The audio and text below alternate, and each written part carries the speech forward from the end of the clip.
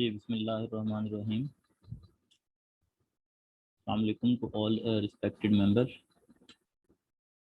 आज हमारा public speaking के रिलेटेड जो है वो डिस्कशन हम करेंगे कि पब्लिक स्पीकिंग क्या होती है, इस दुनिया में पब्लिक स्पीकिंग की ज़रूरत क्यों है, उसके कुछ की एरियाज़ को हम यहाँ पे डिस्कस करेंगे। तो ये कुछ जो लिटरेचर है वहाँ से कुछ डेफिनेशंस ली गई हैं जिनको हम यहाँ पे डिस्कस करेंगे। तो कुछ अपना मैं पॉइंट ऑफ व्यू यहाँ पे डिस्कस करूंगा। फर्स्ट ऑफ ऑल, जो पब्लिक स्पीकिंग की दो डेफिनेशन थी कि पहले ये था public speaking skill refer to the talent of effectively addressing to the an audience whether it is front of group.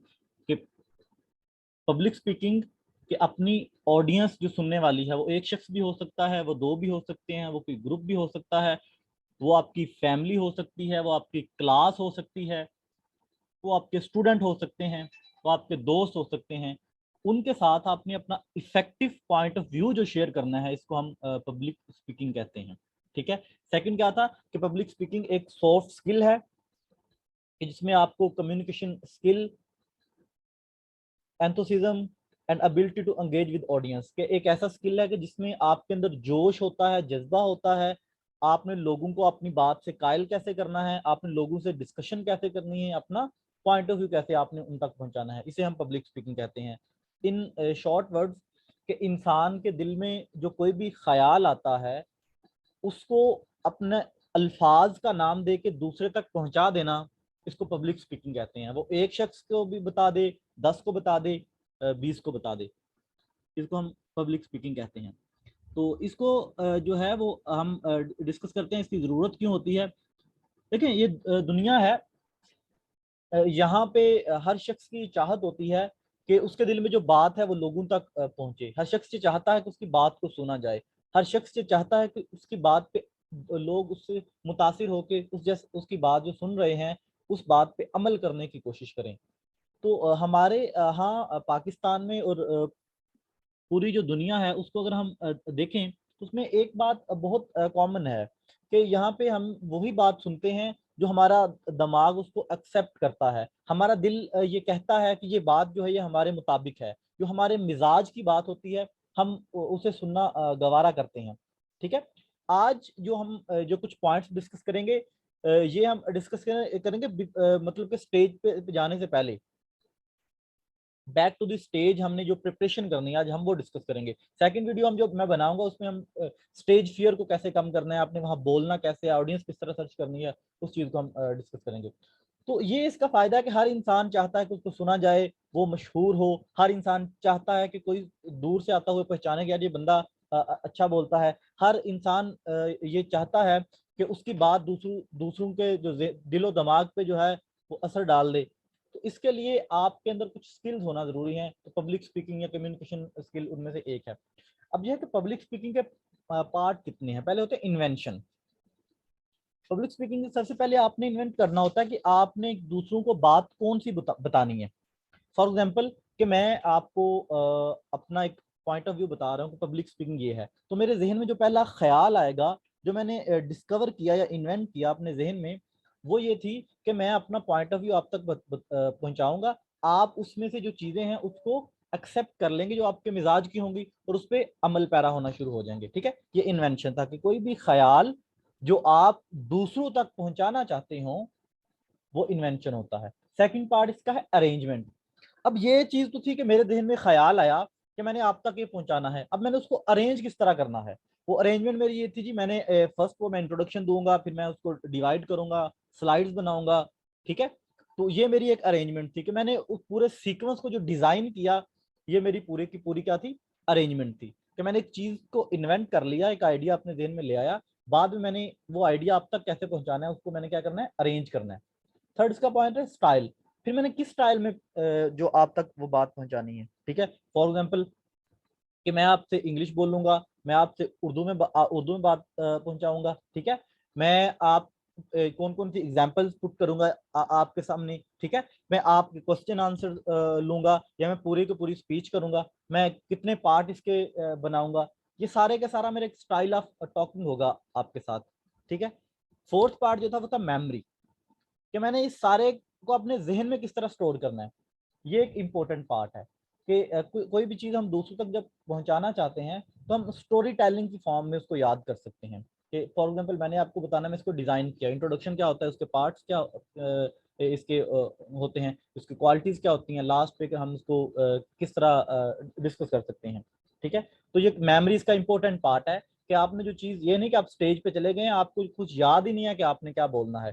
ठीक हो गया, पहले से आपने आपके जहन में वो पूरा का पूरा स्केच हो, वो स्टाइल हो, उसके बाद पूरा का पूरा स्टाइल याद हो आपको कि मैंने इसी सीक्वेंस से इनको लेके चलना है। और फिफ्थ एंड लास्ट पॉइंट का डिलीवरी, क्या आपने डिलीवर कैसे करना है उनको।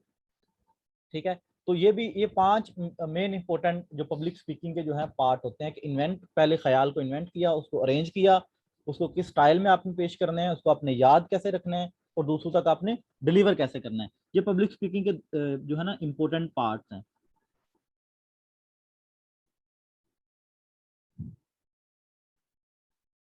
अब जो मेन चीज है की एरियाज ऑफ पब्लिक स्पीकिंग, पहली जो चीज है रिफॉर्मर्स। देखिए दुनिया में कोई भी काम हो रहा होता है ना, तो उसके लिए एक एलीट क्लास होती है। जैसे कि हम कोई भी डिपार्टमेंट ले ले या किसी भी चीज को डिस्कस करना शुरू करें, तो हर शख्स हर काम नहीं कर सकता। डॉक्टर की क्लास है, आर्मी वालों को एक अपनी क्लास है, इंजीनियरिंग की अपनी क्लास है, तो उनको हम रिफॉर्मर्स कहते हैं कि वो लोग जो रिफॉर्म्स लेके आएंगे, चेंज लेके आएंगे। इस तरह पब्लिक स्पीकिंग में भी पहली चीज होती है रिफॉर्मर्स, कि आपने खुद को पहचानना है कि आप पब्लिक स्पीकर बन भी सकते हैं कि नहीं, आप इस काम के लिए पैदा भी हुए हैं कि नहीं। ये ना हो कि आप पैदा डॉक्टर बनने के लिए हुए हैं, ठीक है, आपका इंटरेस्ट उस चीज में है और आप पब्लिक स्पीकिंग में ट्राई कर रहे हैं। तो सबसे पहले तो आपने खुद को जांचना है, अपनी जांच पड़ताल करनी है कि आप इस काम के लिए पैदा भी हुए हैं कि नहीं। उसके लिए दो तीन चीजें हैं जिसको हमने मद्देनजर रखना है।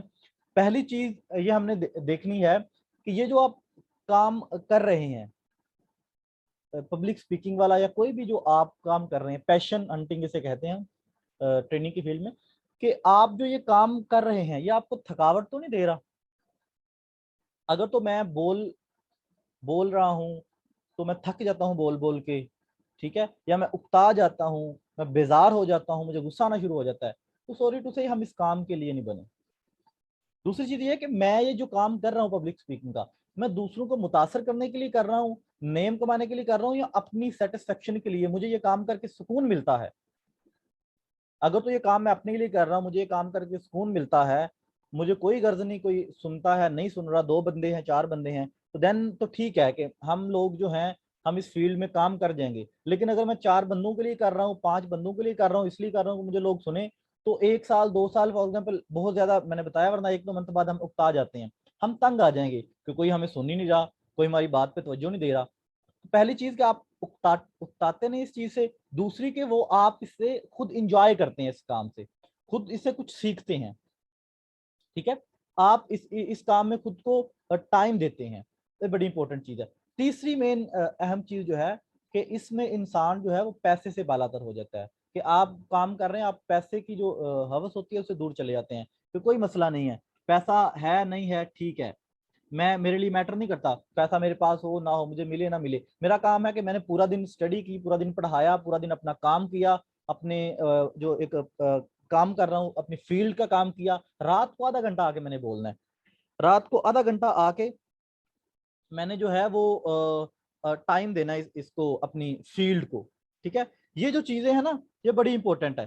पहला तो मैं काम करता रहा पूरा दिन, थक गया, रात को आधा घंटा आके मैंने अगर अपने इस पैशन को दे लिया, मुझे सुकून मिल गया, इट्स मीन कि मैं इस काम के लिए पैदा हुआ हूँ। ठीक है, सेकंड स्टेप है रीडिंग। पब्लिक स्पीकिंग में रीडिंग बड़ी इंपॉर्टेंट है, नॉलेज जिसे हम कहते हैं, कि अगर आप, मैं यहाँ पे आके बोल रहा हूँ, अगर मैंने ये चीजें पढ़ी ना होती, ठीक है, तो ये इनका कोई फायदा नहीं होना था। ठीक हो गया, रीडिंग जब हम करेंगे तो अगले पॉइंट उसके साथ इंटर कनेक्टेड है। हम जिस चीजों को पढ़ेंगे तो हमारे जहन में बहुत से ख्यालात आएंगे, हम चीजों के बारे में आगाही हासिल करेंगे। ठीक है, तो रीडिंग एंड नॉलेज इंपॉर्टेंट जो पार्ट है ये पब्लिक स्पीकिंग का। नेक्स्ट है लिसनिंग। पढ़ तो रहे हैं आप, हम सब, अगली चीज है कि हमें सुनने की कितनी जो है वो अबिलिटी है, अहलियत कितनी है हमें सुनने की, हम चीजों को कितना सुन सकते हैं। माजरत के साथ हमारे यहाँ होता ऐसा है कि हम लोग बोलना चाहते हैं, हम बोल रहे हैं, हम चाह रहे हैं हम बोलते रहे, लोग हम सुने, लेकिन हम सुनने वाले नहीं हैं, हम अच्छे लिसनर नहीं है। उसकी क्या वजह है? उसकी वजह यह है कि हम बेजार हो जाते हैं, हम सीखना नहीं चाहते, हमारी अंडरस्टैंडिंग जो है वो बहुत वीक है, हम चीजों को समझना नहीं चाहते, हम जिस कहते हैं कि हम बोलते रहें, हमारी बात सब सुनते रहें, हम किसी की बात ना सुने। तो पब्लिक स्पीकिंग में ट्रायंगल में जो इंपॉर्टेंट जो पार्ट है वो लिसनिंग भी है, लिसनिंग के साथ है अंडरस्टैंडिंग, कि लिसन करें, उन चीजों को अंडरस्टैंड करें। तो ये जो है ये थर्ड इंपॉर्टेंट पार्ट है। फिर अगला आता है स्पीकिंग, कि आप बोलना, स्पीकिंग प्रैक्टिस दो एक ही चीजें हैं, कि आपने रिफॉर्म्स, आप इस चीज के लिए पैदा हुए हैं, आपने चीजों को पढ़ा, आपने जज किया चीजों को, आपने लिसन उनको सुना, उनके बारे में लोगों की राय सुनी, देन आप बोले, देन आपने उसकी प्रैक्टिस की बोलने की, तो फिर आप जो है अपना जो अज़हार ख्याल है वो लोगों तक कर सकते हैं। ये जो जो तीन मेन है, रिफॉर्मर्स, रीडिंग एंड लिसनिंग और स्पीकिंग। रिफॉर्मर्स तो हमने खुद को पहले जज करना है, फिर रीडिंग, लिसनिंग एंड स्पीकिंग, ये तीन ट्रायंगल के हैं, कि पढ़ो पहले, फिर उसको समझो, सुनो, फिर बोलो। देन एक अच्छे पब्लिक स्पीकर की ये कुछ जो है ना ये निशानियां है।